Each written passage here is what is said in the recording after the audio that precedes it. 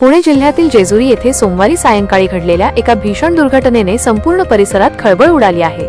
स्थानिक स्वराज्य संस्थांच्या निवडणुकीत मिळालेल्या विजयाचा जल्लोष सुरू असतानाच हा आनंदाचा क्षण काही मिनिटांतच हादशात रूपांतरित झाला। जेजुरी येथील खंडोबा मंदिर परिसरात नवनिर्वाचित नगरसेवक व त्यांच्या समर्थकांकडून विजयाचा जल्लोष केला जात होता। गुलाल उधळणे, भंडारा, फटाके आणि ज्वलनशील स्प्रेचा वापर मोठ्या प्रमाणात सुरू होता। याच दरम्यान अचानक आग भडकली आणि काही क्षणातच ती आगीची ज्वाळा जुलुसातील लोकांपर्यंत पोहोचली। या घटनेत 16 ते 17 जण गंभीररित्या भाजले गेल्याची प्राथमिक माहिती समोर आली आहे। जखमींमध्ये नवनिर्वाचित नगरसेवक, महिला नगरसेविका तसेच समर्थकांचा समावेश आहे।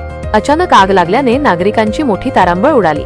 काही जण आगीपासून बचाव करण्यासाठी इकडे तिकडे पळू लागले, तर काहींनी जखमींना मदत करण्यासाठी धाव घेतली। घटनेनंतर स्थानिक नागरिक, स्वयंसेवक आणि कार्यकर्त्यांनी तातडीने मदत कार्य सुरू केले। भाजलेल्या जखमींना त्वरित जेजुरी ग्रामीण रुग्णालयात दाखल करण्यात आले।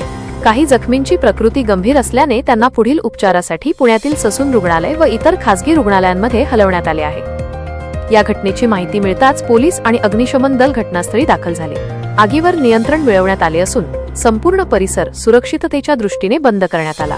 पोलिसांकडून घटनास्थळाचा पंचनामा करण्यात आला आहे।